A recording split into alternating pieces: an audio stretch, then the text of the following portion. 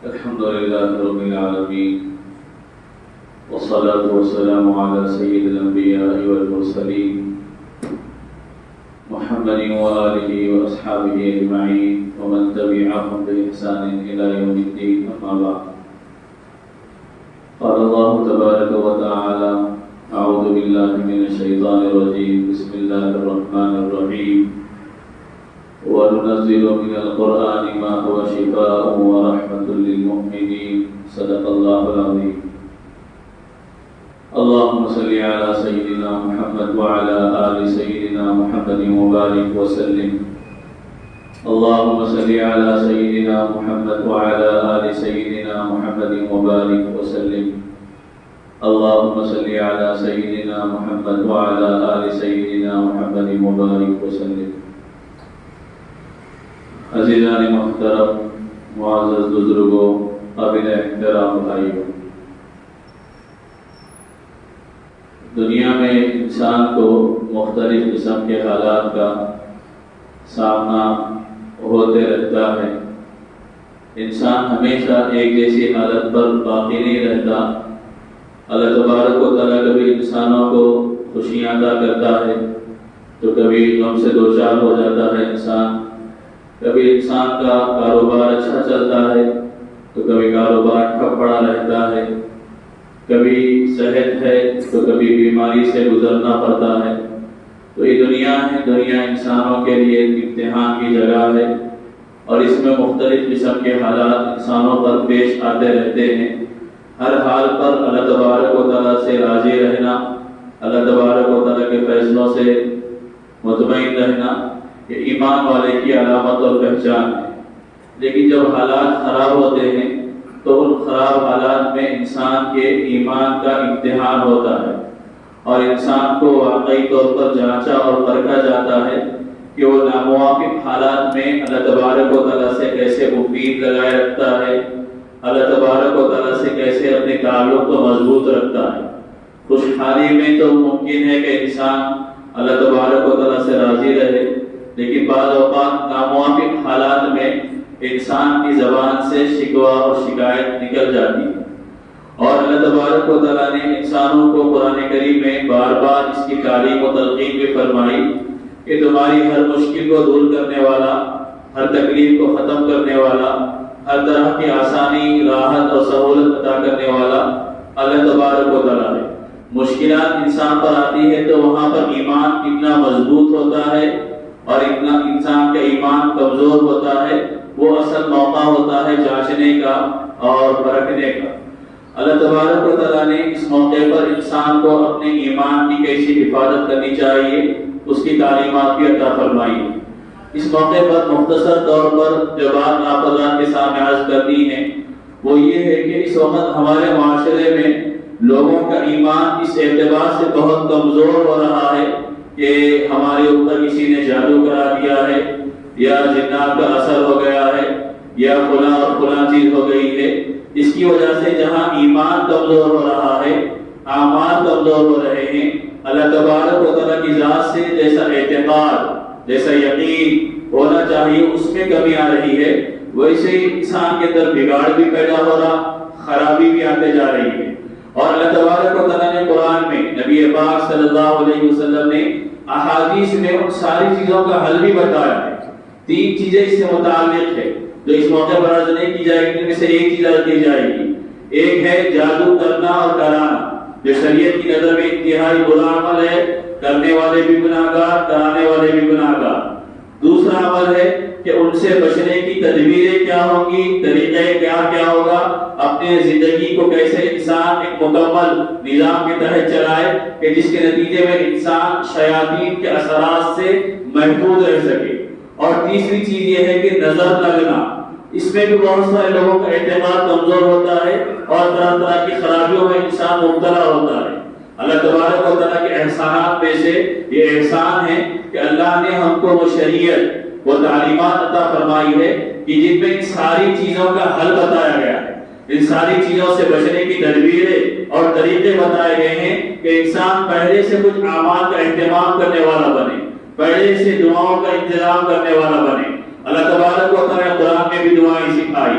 نبی کریم صلی اللہ علیہ وسلم نے احادیث میں بھی دعائیں بتلائی کہ جس کو ایک سسٹمیٹک نظام کے تحت سو کے اٹھنے سے لے کر رات کو سونے تک اگر بندہ وقت کے لحاظ سے وقفے کے لحاظ سے جو دعائیں تلقین کی گئی اور جو دعائیں بتائی اور سکھائی گئی ان دعاؤں کا اہتمام کرے گا تو سب سے پہلی چیز یہ ہے کہ وہ اللہ تبارک و تعالیٰ کی حفاظت میں ہوگا، اور دوسری چیز یہ ہے کہ اس کا اعتقاد، اس کا یقین اللہ کی ذات پر اس کا ایمان کمزور نہیں ہوگا، وہ ہر حال میں اللہ تبارک و تعالیٰ سے ایمان رکھنے والا بنے گا۔ تیسری چیز یہ کہ وہ اپنے مال کو فضول عاملوں کے چکروں میں ضائع نہیں کرے گا، اور عاملوں کے چکروں میں ضائع کرنے کے ساتھ ساتھ اپنے ایمان کو کمزور نہیں کرے گا کہ جہاں انسان کو نظر آ رہا کہ فائدہ ہو رہا ہو، بھاگ رہا، یہ سمجھ رہا کہ ان سے ہماری ضرورتیں پوری ہو جائیں گی، ان سے ہمارے حالات درست ہو جائیں گے، جو ایمان اور عقیدے کے خلاف وہ چیز ہے۔ اور سب سے بڑی چیز اس وقت جو اس کی وجہ سے جو پیدا ہو رہی ہے وہ یہ ہے کہ لوگ فتنوں کا شکار ہو رہے ہیں۔ اس وقت جو فتنے مختلف انداز میں ظاہر ہو رہے ہیں، چاہے شکیل بن حنیف کا فتنہ ہو یا فیاض نام کے آدمی کا فتنہ ہو یا گوہر شاہی کا فتنہ ہو، ان سارے فتنوں کی جڑ اور بنیاد یہ ہے کہ وہ عملیات کے نام پر لوگوں کو جال میں پھانستے ہیں، وہ دعا اور دوا کے چکر میں لوگوں کو پھنساتے ہیں اور ان کے ایمان کو بھی چھین لیتے ہیں، ان کے مال و دولت کو بھی ختم کر لیتے ہیں۔ خواتین بڑی تعداد میں ان چیزوں میں مبتلا ہوتی ہے اور مرد بھی ان چیزوں میں مبتلا ہو رہے ہیں، اور یہ فتنوں کا شکار ہو کر اپنے ایمان کو بھی کھو رہے، اپنے عقیدے کو بھی کمزور کر رہے اور اپنے مال و دولت کو بھی غیر ضروری جگہوں پر ضائع کرتے جا رہے ہیں۔ تو اس موقع پر سب سے پہلی چیز جو آپ کے سامنے ذکر کی جائے گی وہ یہ ہے کہ ایک انسان، ایک مسلمان کیسے دعاؤں کا نظام بنا کر اپنے آپ کو شیاطین کے شر سے محفوظ رکھ سکتا ہے۔ اللہ تبارک و تعالیٰ نے بتایا، نبی کریم صلی اللہ علیہ وسلم نے سکھایا، کمی اور کمزوری ہمارے پاس ہے کہ ہم ان تعلیمات کو اپنائے ہوئے نہیں ہیں، اور ان تعلیمات کو جیسے اختیار کرنا چاہیے تھا ان تعلیمات کو ہم نے اختیار نہیں کیا۔ نہ ہماری اپنی زندگی میں ان دعاؤں کا اہتمام ہے، نہ ہم اپنے گھر والوں کو دعاؤں کی تلقین کرتے ہیں، نہ اپنے بچوں کو دعائیں سکھاتے ہیں کہ اس وقت اللہ کے نبی صلی اللہ علیہ وسلم نے پڑھنے کو کہا ہے اور اس پڑھنے کے نتیجے میں کیا کیا فائدے ہوتے ہیں اور انسانی زندگی پہ کیسے بہترین اثرات اس کے ظاہر ہوتے ہیں۔ تو میرے بزرگوں، میرے بھائیوں، مسنون دعائیں مختلف موقعوں پر نبی کریم صلی اللہ علیہ وسلم نے سکھائی ہے۔ الگ الگ وقت پہ اللہ کے نبی صلی اللہ علیہ وسلم نے دعاؤں کو بتایا ہے۔ یہ دعائیں ہمارے لیے حصار ہے، ہمارے لیے حفاظت کا ایک بہترین ذریعہ ہے۔ ہم نے دعاؤں کو سیکھا نہیں ہے، ان دعاؤں کی اہمیت کو جانا نہیں ہے، ان دعاؤں کے اوپر ہمارا عمل نہیں ہے۔ نتیجہ یہ ہے کہ آدمی پریشانیوں میں الجھ کر، حالات کی خرابی کی وجہ سے شکوہ اور شکایتوں میں مبتلا ہو جاتا ہے، ایمان کی کمزوری میں مبتلا ہو جاتا ہے۔ جب ہم دعاؤں کا اہتمام کریں گے تو ایمان والے کے ایمان میں اضافہ ہوتا ہے، اس کی امید، اس کا یقین اللہ کی ذات سے بڑھ جاتا ہے، اس کے اندر ایک اطمینان والی کیفیت پیدا ہو جاتی ہے کہ الحمدللہ میں دعاؤں کا اہتمام کر رہا ہوں، اللہ مجھے نقصان سے دوچار نہیں کرے گا، میں کسی کے شر میں مبتلا نہیں ہوگا، کوئی مخلوق میرے ساتھ برا چاہنے کا فیصلہ بھی کرے گی، اللہ کی دعاؤں کی برکت سے، بتائی ہوئی نبی کریم صلی اللہ علیہ وسلم کی دعاؤں کی برکت سے میں انسانوں کے شرور سے، شیاطین اور دیگر مخلوقات کے فتنوں سے محفوظ رہ سکوں گا۔ تو اس کی ہمیں ضرورت ہے، اللہ کے نبی صلی اللہ علیہ وسلم نے سکھائی ہے۔ چند دعائیں میں اس وقت آپ کے سامنے ذکر کروں گا، ویسے تو بہت ساری دعائیں ہیں، مختلف موقعوں پر ہے، ہمیں دعاؤں کی کتابوں کو دیکھنا بھی چاہیے، رکھنا بھی چاہیے، پڑھنے کا اہتمام بھی کرنا چاہیے۔ سب سے پہلی چیز کہ جس کے ذریعے آدمی شرور سے،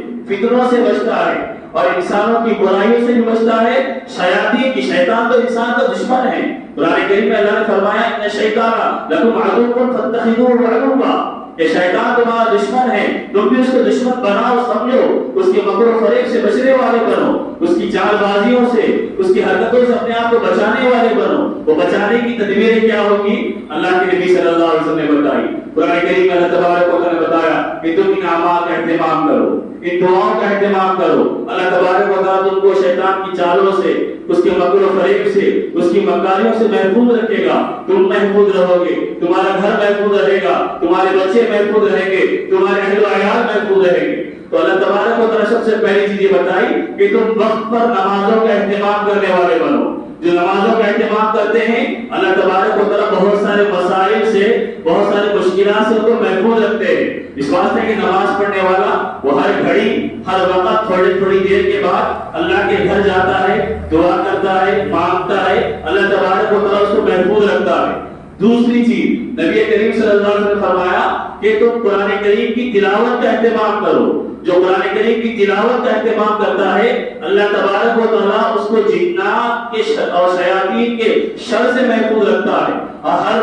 مخلوق کو ایذا پہنچانے والی ہوتی ہے اللہ تبارک و تعالیٰ کو بچاتا ہے۔ اب قرآن کریم کی تلاوت میں تو یہ کہ مستقیم معمول ہونا چاہیے، اور اللہ کے نبی صلی اللہ علیہ وسلم نے فرمایا کہ جس گھر میں سورہ بقرہ اور سورہ آل عمران پڑھا جاتا ہے اللہ تبارک و تعالیٰ اس گھر میں شیاطین کو داخل ہونے نہیں دیتا۔ اور ایک حدیث میں اللہ کے نبی صلی اللہ علیہ وسلم فرمایا کہ تم سورہ بقرہ کی تلاوت اپنے گھر میں کیا کرو، سورہ بقرہ پڑھنے کی وجہ سے شیطان گھر میں داخل نہیں ہوتا۔ قرآن کریم کی تلاوت کا معمول ہم لوگوں کے پاس ہے ہی نہیں، ہم قرآن کریم پڑھتے ہی نہیں ہیں۔ رمضان میں ایک مرتبہ کچھ لوگ خوش نصیب ہوتے ہیں جو قرآن کریم کی تلاوت کا اہتمام کرتے ہیں، ورنہ رمضان جیسے مقدس مہینے میں اور قرآن کریم کے نزول کے مہینے میں بھی ہم مسلمانوں کی بڑی تعداد وہ ہے جو قرآن کریم کی تلاوت نہیں کرتی۔ اب جب ہم قرآن نہیں پڑھیں گے اور قرآن میں بیان کردہ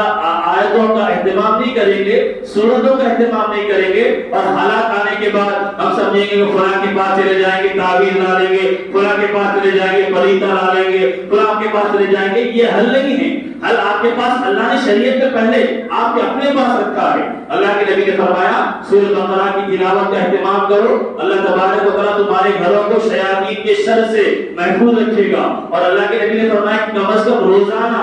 سورہ بقرہ کی 10 آیتیں پڑھا کرو۔ پہلے 4 آیتیں الف لام میم ذالک الکتاب لا ریب فیہ سے اولئک علی ھدی من ربہم واولئک هم المفلحون، یہ 4 آیتیں ہیں۔ اس کے بعد اللہ کے نبی نے فرمایا آیت الکرسی، آیت الکرسی کے بعد 2 آیتیں لگی ہوئی لا اکراہ فی الدین قد تبین الرشد من الغی، کوئی 10 آیتیں اللہ کے نبی نے فرمایا کہ جو رات کو سوتے وقت سورہ بقرہ کی 10 آیتیں پڑھے گا اللہ تبارک و تعالیٰ شیاطین کے شر سے اس کے گھر والوں کو محفوظ رکھے گا۔ تو پہلے سورہ بقرہ کی ابتدائی 4 آیتیں، اس کے بعد آیت الکرسی، آیت الکرسی کے بعد 2 آیتیں، اس کے بعد سورہ بقرہ کی آخری 3 آیتیں للہ ما فی السماوات و ما فی الارض واعف عنا واغفر لنا وارحمنا انت مولانا فانصرنا علی القوم الکافرین، یہ 10 آیتیں ہیں۔ نبی کریم صلی اللہ علیہ وسلم نے فرمایا کہ تم روزانہ ان آیتوں کی تلاوت کا اہتمام کرو، اللہ تبارک و تعالیٰ تمہارے گھر کو، تم کو شیاطین کے اثرات سے محفوظ رکھے گا۔ اور اللہ کے نبی صلی اللہ علیہ وسلم نے فرمایا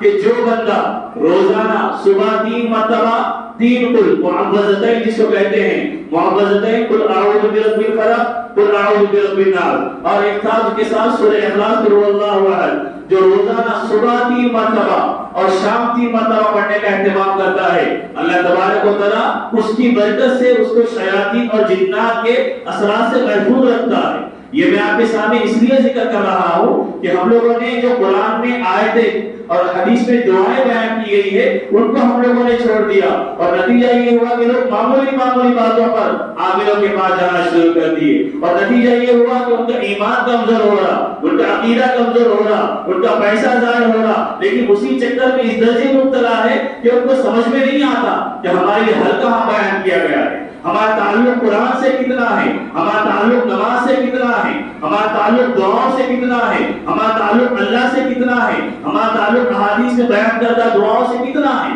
ہماری نظر وہاں نہیں جاتی، بس نظر ہے تھوڑا کاروبار نہیں چل رہا، پریشان ہو گئے اور یہ سمجھ رہے کہ فلاں نے کرا دیا ہوگا، تھوڑا سا بیماری آ گئی سمجھ رہے کہ فلاں کی وجہ سے ہو گیا ہے، لیکن حفاظت کا اور اپنے تحفظ کا جو ذریعہ قرآن و حدیث میں بیان کیا گیا اس طرف توجہ نہیں ہے۔ تو موتین کل کا پڑھنا صبح میں اور شام میں اللہ کے نبی صلی اللہ علیہ وسلم نے فرمایا اس کے ذریعے بھی تم برے اثرات سے اور بری حرکتوں سے شیاطین کے محفوظ رہ سکتے ہو۔ اللہ کے نبی صلی اللہ علیہ وسلم نے فرمایا کہ تم جب روزانہ اپنے بستر پر جاؤ تو آیت الکرسی پڑھ کر سویا کرو۔ جو آیت الکرسی پڑھ کر سوتا ہے تو حدیث میں اللہ کے نبی نے فرمایا اللہ تبارک و تعالیٰ ایک فرشتے کو متعین کر دیتا ہے جو اس کی حفاظت کرتا ہے صبح ہونے تک، یہ شیاطین کو اس کے قریب آنے نہیں دیتا۔ میرے بزرگوں میرے بھائیوں، آیت الکرسی کے فضائل بے شمار ہیں۔ سورہ اخلاص سے جو آپ نے ابھی سنا، اللہ کے نبی کا معمول تھا کہ جب آپ رات میں سونے کے لیے اپنے بستر پر جاتے تو 3 مرتبہ ان 3 سورتوں کو پڑھتے،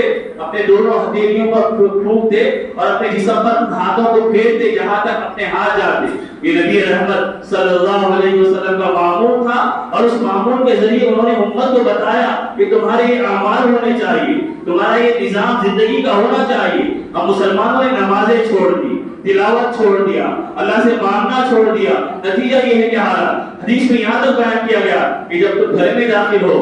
حضرت انس رضی اللہ تعالیٰ سے بڑی روایت ہے، وہ فرماتے کہ اللہ کے نبی صلی اللہ علیہ وسلم فرمایا یا بنی اذا دخلت علی اہلک فسلم، اے بچے اگر جب تم گھر میں داخل ہو تو اپنے گھر والوں کو سلام کر کے داخل ہو، اس لیے کہ جب تم گھر والوں کو سلام کر کے اپنے گھر میں داخل ہوگے تو اللہ تبارک و تعالیٰ اس سلام کی برکت سے تمہارے گھر میں خیر کو اتارے گا، برکتوں کو اتارے گا۔ ہمارے پاس معمول نہیں ہے کہ گھر والا گھر میں جا کے بس سلام کرے، جبکہ اللہ کے نبی نے فرمایا تم کو اگر معلوم ہے کہ گھر میں کوئی بھی نہیں ہے تب بھی جب تم گھر میں داخل ہو اس وقت گھر میں داخل ہوتے وقت سلام کر کے داخل ہوا کرو، اللہ تبارک و تعالیٰ اس کی برکتیں ظاہر فرمائے گا۔ اللہ کے نبی نے فرمایا کہ گھر سے نکلتے وقت دعا پڑھ کر نکلا کرو، بسم اللہ توکلت علی اللہ۔ اللہ کے نبی صلی اللہ علیہ وسلم فرمایا کہ جب تم طہارت کے لیے بیت الخلا جاؤ تو اس وقت بھی دعا پڑھو، بسم اللہ اللہم انی اعوذ بک من الخبث والخبائث، کہ اللہ میں شر پہنچانے والے شیاطین سے، مردوں اور ان کی دوسرے مخلوق سے تیری حفاظت چاہتا ہوں، تیری پناہ چاہتا ہوں۔ کہ ہمارے پاس ان چیزوں کا معمول ہوتا ہے کہ بیت الخلا ہم جا رہے، باتھ روم ہم جا رہے، جانے سے پہلے دعا پڑھ رہے، کہ جا کر آنے کے بعد دعاؤں کا اہتمام ہو رہا، کھانا کھا رہے، کھانا کھاتے وقت دعاؤں کا اہتمام ہو رہا۔ اللہ کے نبی نے فرمایا جو کھانا کھاتے وقت دعا نہیں پڑھتا تو شیطان کا اس میں حصہ ہو جاتا ہے، جو گھر میں داخل ہوتے وقت دعا نہیں پڑھتا اور بسم اللہ کہہ کر گھر میں داخل نہیں ہوتا تو شیطان گھر میں داخل ہو جاتا ہے۔ اللہ کے بچوں کے بارے میں، چھوٹے چھوٹے بچوں کو معمولی چیزیں ہو جاتی ہے، ہم پریشان ہو جاتے ہیں۔ اللہ کے نبی صلی اللہ علیہ وسلم نے فرمایا کہ جب شام کا وقت ہو جائے، سورج غروب ہونے لگے، سورج ڈوبنے لگے تو اپنے بچوں کو باہر جانے مت دو، بچوں کو گھر میں روکے رکھو اور بسم اللہ کہہ کر گھر کے دروازوں کو لگا دو۔ جب سورج ڈوب جائے اور اندھیرا آ جائے اس کے کچھ وقفے کے بعد، کچھ دیر کے بعد، مغرب سے پہلے کا وقت، مغرب کے بعد تک کا وقت، اس وقت تک بچوں کو باہر جانے مت دو۔ اس کے بعد آدھا ایک گھنٹہ گزر جائے تو بچوں کو جانے دو، اس وجہ سے کہ اس وقت شیاطین زمین میں پھیلتے ہیں، اور اس وقت بچوں کو باہر بھیجا جائے گا تو کہیں ایسا نہ ہو کہ شیاطین اپنے شر سے ان بچوں کو نقصان پہنچانے والے بنے۔ یہ ساری چیزوں کا اہتمام نہیں ہوتا۔ اللہ کے نبی صلی اللہ علیہ وسلم فرمایا کہ جب تم سونے لگو تو سوتے وقت طہارت کے ساتھ وضو کی حالت میں سویا کرو۔ جو وضو کی حالت میں سوتا ہے تو ایک فرشتہ اس کے حق میں دعا کرتے رہتا ہے اور یہ کہتا ہے کہ اللہ اس بندے نے پاکی کی حالت میں بستر پر آیا تھا اور طہارت کے ساتھ بستر پر سویا ہے۔ میرے بزرگوں میرے بھائیوں، آج ہماری صورتحال، کتنے نوجوان کتنے بڑے آپ کو ایسے ملیں گے جو پاکی نہیں ہونے کی وجہ سے مسجدوں میں نہیں آ رہے۔ ایک 4 دوستوں کا قافلہ جا رہا، 4 دوست سفر پہ جا رہے، ان میں سے ایک دو نماز پڑھنے والے ہیں، نماز کا وقت ہو گیا، راستے میں گاڑی روک دی گئی، دونوں نماز کو جا رہے، دونوں آنے کے لیے تیار نہیں ہے، وہ گاڑی میں بیٹھنا چاہ رہے، باہر رہنا چاہ رہے، ارے وہ مسجد میں چلو مسجد میں چلو، وہ بہانے بنا رہا کہ نہیں تم چلو میں آ رہا ہوں، تو وضو کرو میں آ رہا ہوں۔ اس وجہ سے اندر نہیں آنا چاہ رہا کہ وہ طہارت سے نہیں ہے، اس کی اتنی حالت نہیں ہے کہ مسجد میں اللہ کے گھر میں جا کر نماز پڑھ سکے۔ یہ سوچنے کی بات ہے آج امت کے نوجوان اور مردوں کی یہ حالت یہ ہے کہ بے طہارت کے ساتھ، یہ حدیث میں تو یہاں تک ذکر کیا گیا کہ تم وضو کے ساتھ رہا کرو، وضو کے ساتھ رہنے والے پر جنات و شیاطین اثرات اپنے نہیں ظاہر کر سکتے۔ تو ایک آدمی بے طہارت کے رہ رہا، ایک نوجوان ناپاکی کے ساتھ زندگی گزار رہا تو اس کے شیاطین کے اثرات نہیں ہوں گے، اس کے کاروبار پر اثرات نہیں ہوں گے، اس کی نوکری پر اثرات نہیں ہوں گے، اس کی خوشیوں پر اثرات نہیں ہوں گے۔ یہ شیاطین اور جنات اور انسانوں کو نقصان پہنچانا چاہتے ہیں، وہ ان کی خوشیوں کو چھین لینا چاہتے ہیں، اور ہماری بے شعوری کی حالت، ہماری دین سے بے نوری کی حالت اور دین سے ناواقفیت کی علامت یہ ہے کہ بڑی تعداد نوجوانوں کی وہ ملے گی کہ جو پاک نہیں رہتے، صاف نہیں رہتے، مسجدوں کو نہیں آ رہے، مسجدوں کے باہر ٹھہرے ہوئے رہ رہے، دوست کو لا کر مسجد کو چھوڑ کر جا رہا لیکن خود کو مسجد کو آنے کی توفیق نہیں ہو رہی، کسی کو راستہ مسجد کا بتانے کے لیے تیار ہے لیکن خود مسجد کو نہیں آ رہا، اس وجہ سے کوئی پاک نہیں ہے۔ آپ تھوڑی دیر کے لیے سوچیں، خدا نہ خواستہ اگر اسی حالت میں موت آ گئی تو ناپاک دنیا کی حالت سے جائے گا، اسی حالت میں مر گیا تو ناپاک حالت سے دنیا سے مرے گا۔ ایک مسلمان کتنا پاک رہتا ہے، کتنا صاف رہتا ہے۔ قرآن میں اللہ نے فرمایا ان اللہ یحب المتطہرین، اللہ پاک رہنے والوں کو پسند کرتا ہے۔ صحابہ کی خوبی اللہ نے فرمائی کہ وہ انتہائی پاک صاف رہنے والے، اور ہماری حالت ہے، ہمارے مرد بھی ناپاک رہتے یہ حال ہے۔ نتیجہ یہ ہے کہ گھر میں برکتیں نہیں ہیں، نتیجہ یہ ہے کہ اولاد میں محبتیں نہیں ہیں، نتیجہ یہ ہے کہ پیسہ آ رہا کہاں جانا نہیں معلوم ہو رہا۔ اس کی وجہ سے انسانوں کی زندگیوں میں خوشیاں نہیں ہیں۔ خوشیاں قرآن و سنت کی تعلیمات پر عمل کرنے کے نتیجے میں آتی ہے۔ زندگی میں سکھ انسان کو ملتا ہے اللہ کی تعلیمات پر عمل کرنے سے، نبی کی تعلیمات پر عمل کرنے سے۔ یہ معمولی اعمال ہے۔ اب آیت الکرسی ہے جو آپ کو رات میں سوتے وقت پڑھنے کی تعلیم کی گئی، اور اللہ کے نبی نے فرمایا کہ ہر فرض نماز کے بعد آیت الکرسی پڑھا کرو۔ آیت الکرسی فرض نماز کے بعد پڑھو گے تو دوسری نماز تک تم اللہ کے ذمہ ہوگے۔ اور ایک حدیث میں اللہ کے نبی نے فرمایا جو فرض نماز کے بعد آیت الکرسی پڑھتا ہے تو وہ اس کے اور جنت کے درمیان صرف موت حائل ہوتی ہے، یعنی مرا تو سیدھا اللہ جنت میں داخل کرے گا۔ پھر بہت سے اعمال ہے، ایک دعا مشہور ہے، اللہ کے نبی نے فرمایا جو صبح 3 مرتبہ پڑھے گا، شام 3 مرتبہ پڑھے گا، اللہ اس کے ہر قسم کے نقصان سے اس کی حفاظت کرے گا۔ بسم اللہ الذی لا یضر مع اسمہ شیء فی الارض ولا فی السماء وهو السمیع العلیم۔ یہ اتنی آسان اور بہترین دعا ہے کہ جو مسلمان صبح 3 مرتبہ پڑھے گا، شام 3 مرتبہ پڑھے گا، اللہ ہر شر سے اس کی حفاظت کرے گا، ہر نقصان سے اس کی حفاظت کرے گا۔ ہمارا ایمان تو بنے، ہمارا یقین تو بنے،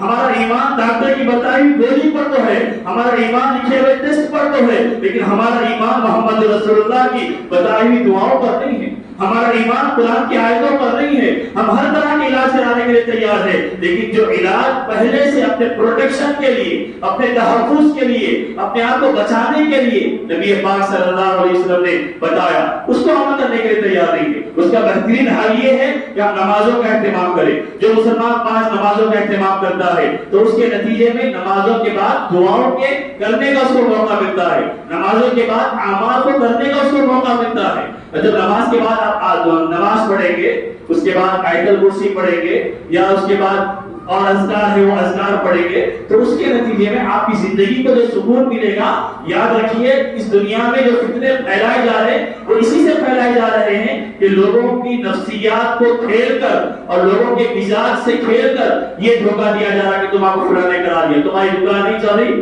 یہ وجہ سے نہیں چل رہی، تمہارے گھر میں برکت نہیں آ رہی یہ وجہ سے برکت نہیں آ رہی، تمہارے پاس یہ مسئلہ چل رہا شادی نہیں ہو رہی یہ وجہ سے نہیں ہو رہی۔ لیکن ہم اپنے دامنوں میں جھانک کر نہیں دیکھتے، اپنے گریبانوں میں منہ نہیں ڈالتے کہ میرا تعلق قرآن سے کمزور ہو گیا، میرا تعلق دین سے کمزور ہو گیا، میرا تعلق شریعت سے کمزور ہو گیا۔ اس لیے میرے بزرگوں میرے بھائیوں، پہلی چیز جو آپ کے سامنے آج ذکر کی گئی ہے وہ یہ ہے کہ انسان جنات اور شیاطین کے اگر اثر سے بچنا چاہتا ہے، اپنے گھروں میں خیر برکت کو ظاہر کروانا چاہتا ہے، تو اپنی زندگی کے نظام کو بنائیں، سسٹمیٹک۔ فجر میں آپ اٹھیں گے، فجر کی نماز پڑھیں گے، قرآن کی تلاوت کریں گے، دعائیں کریں گے، تو اللہ تبارک و تعالیٰ دنیا میں برکتیں ظاہر فرمائے گا، خوشحالی اس کو ملے گی۔ اس کے بعد شام تک کا وقت ہو گیا، مغرب کی نماز آپ پڑھیں، کاروبار بھی آپ کا ہو گیا، دکان بھی آپ کی ہو گئی، مصروفیت بھی آپ کی ہو گئی۔ اس کے بعد کچھ معمولات ہیں دعائیں کرنے کا، ان معمولات کو کیجئے، پھر دیکھیے اللہ تبارک و تعالیٰ ایسا سکون عطا کرے گا، ایسی راحت عطا کرے گا، اور اپنا ایمان جو ایمان کے لٹیرے اس وقت فتنوں کی شکل میں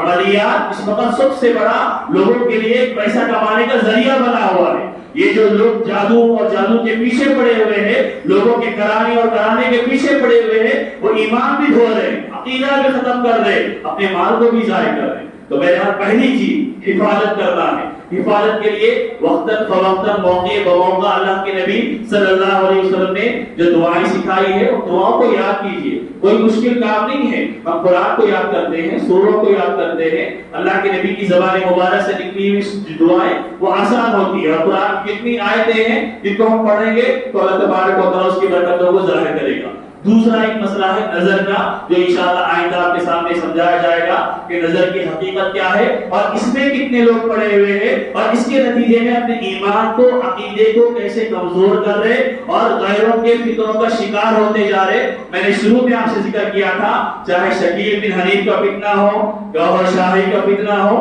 فیاضی کا فتنہ ہو، یہ لوگ عملیات کے بہانے لوگوں کو کھینچ رہے ہیں۔ آدمی پریشان حال ہے، کئی جگہوں پر جا کر آیا، فائدہ نہیں ہو رہا، اس کو خدا اگر اتفاق اللہ تبارک و تعالیٰ اسے فائدہ پہنچا دے، اس واسطے کہ آدمی جیسا گمان کرتا ہے اللہ ویسے فیصلے ظاہر کرتا ہے، اگر اس کو اس سے فائدہ ہو گیا تو لوگ یہ سمجھ لیں کہ یہ بہت بڑا اچھا آدمی ہے، لہذا اس سے وابستہ ہو رہے، نتیجتاً ایمان کو ختم کر رہے ہیں۔ تو یہ چیزیں اس واسطے ذکر کی گئی ہے، فتنوں سے بھی بچیں گے، ایمان بھی محفوظ رہے گا، عقیدہ بھی محفوظ رہے گا، اور زندگی میں سکون راحت اللہ عطا کرے گا۔ وہ معمولات کے کرنے میں، قرآن و سنت کی تعلیمات پر عمل کرنے کے نتیجے میں اللہ سکون عطا کرتا ہے۔ دعا فرمائے کہ اللہ تبارک و تعالیٰ کہنے سننے سے عمل کی توفیق عطا فرمائے۔ وآخر دعوانا ان الحمد للہ رب العالمین۔